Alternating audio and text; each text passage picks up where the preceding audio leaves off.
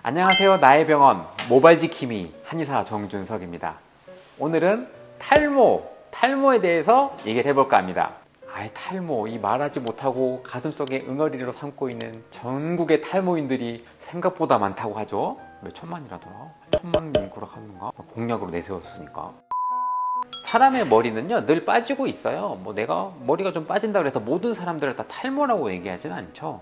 하지만 일상 속에서 내가 놀랄 정도의 그 빠지는 머리카락의 양이 늘었거나 혹은 육안으로도 확인할 정도의 머리가 빠진 구간이 보이거나 이럴 때는 우리가 탈모라고 얘기할 수 있겠죠. 이 탈모의 원인은 다양하지만 대표적으로는 유전적 영향을 우리가 무시 못합니다. 두 번째는 자연스러운 노화의 과정 속에서 탈모가 발생하는 경우도 있고요. 세 번째는 영양의 불균형 같은 경우 탈모가 발생하기도 하고요. 네 번째는 과도한 스트레스로 인해서 탈모가 발생하기도 합니다. 첫 번째로 이 유전으로 인한 탈모 같은 경우는 참 억울하긴 해도 타고난 유전자로 인해서 남자분들이 아무리 여자분들보다 탈모인들이 더 많은 건 사실이에요. 내가 우리 아버지를 봤더니 우리 아버지 머리가 반짝반짝 하더라. 사실 조금 아들들은 긴장을 좀 하게 돼 있고요. 그 이유가 이 남성 호르몬을 만들어내는 중간 과정에서 탈모의 원인이 발생하기 때문인데, 이 중간 과정을 더 많이 발현하게 되는 게 바로 유전적 영향 때문입니다. 이런 유전적 영향은 내가 타고난 것이기 때문에 참 억울하지만 사실은 원인에서부터 극복하기가 쉽지는 않죠. 그래서 탈모의 치료제로 쓰는 약 중에 한 가지는 그런 남성 호르몬으로 치환되는 중간 과정을 막아주는 약들이 탈모약으로 사용하고 있기 때문에 부작용이 남성 호르몬의 저하를 가져오게 되겠죠. 또 요즘 이런 남성 호르몬에 지장을 주지 않은 다양한 탈모약들이 있으니까 너무 그 부분에서 겁내지 마시고요. 제일 억울한 탈모의 원인이 바로 이 유전적 영향으로 인한 탈모입니다. 이런 어려운 얘기를 하면 좋을지 모르겠지만 DHT라 그래서 디하이드로 테스토스테론, 이 남성 호르몬의 전구체라고 하는 부분을 남성 호르몬으로 만든 이 중간 과정이 있거든요.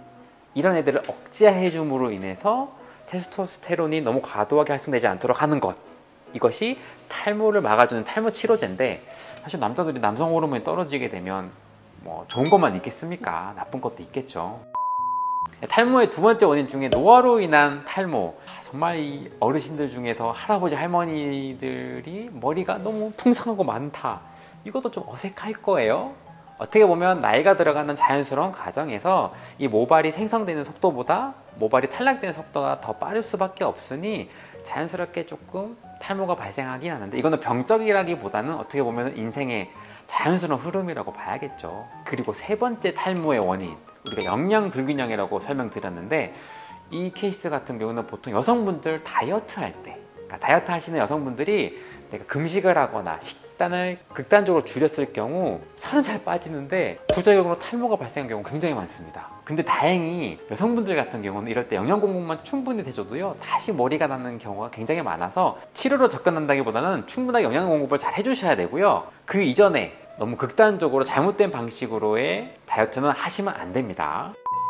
그리고 탈모의 원인 네 번째, 스트레스성으로 인한 탈모가 있는데요. 보통 이런 경우 원형 탈모라고 표현을 많이 하죠. 머리 어딘가에 동그랗게 구멍에 500원짜리 동전, 100원짜리 동전만큼 모발이 탈락해서 머리가 나지 않더라 라고 하는데, 한의학에서는 이런 경우에 탈모의 원인을 과도한 스트레스로 인한 이 두피에 열이 몰려서라고 설명을 드리거든요. 제가 예전에 새치 설명을 드리면서 우리 두피는 밭이고요, 거기 자라는 모발이 경작물이라고 설명을 드렸는데 마찬가지입니다. 스트레스로 인해서 이 두피, 밭이 너무 바싹바싹 말라서 영양분을 공급하거나 물을 공급할 수 없으면 너무 퍼석해진 거예요. 그러다 보니 내 두피, 내 밭에 충분하게 영양 공급이 안 되고 수분 공급이 안 되다 보니 내 경작물, 이 머리카락이 뿌리를 충분히 박지 못해서 탈락되는 경우, 이런 경우를 스트레스성으로 인한 원형 탈모의 원인으로 설명하고 있습니다. 탈모의 치료 방법은 우리가 흔히 농담으로 얘기할 때 탈모를 치료하는 방법을 개발해내는 사람은 무조건 노벨상이다 라고 설명들을 많이 하잖아요. 그만큼 아직 뭔가 확연하게 이것으로 탈모를 치료할 수 있다라고 하는 약들은 아직 없지만, 우리가 유전적 영향이라던가 노화로 인한 탈모는 얼마 전까지만 해도 이건 어쩔 수 없는 거 아닌가 라고 많이 손을 놓고 있었지만, 현대의학이 많이 발전되다 보니까 외과적으로 모발을 옮겨 심는다던가 줄기세포를 배양을 해서 부족한 부분을 채워준다던가 이런 외과적 시술도 가능하고요. 혹은 유전적이라던가 노화로 인한 어쩔 수 없는 상황이라 하더라도 그런 풍부한 남성 호르몬들을 조금 억제해 줄 수 있는 약이라던가 다양한 방법 등을 통해서 탈모를 조금 완화시키거나 조금 그 기간들을 길게 연장할 수 있는 약들은 나와 있으니까 나 이제 탈모에 어쩔 수 없어 라고 포기하지 마시고요.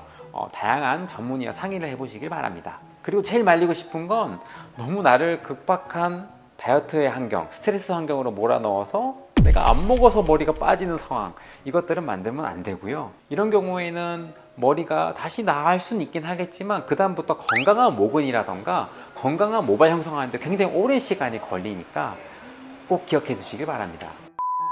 오늘 탈모에 대해서 얘기를 해봤는데요. 탈모의 여러 가지 원인 중에서 첫 번째 유전적 영향이라던가 두 번째 노화로 인한 부분은 사실 내가 100% 거스를 수는 없잖아요.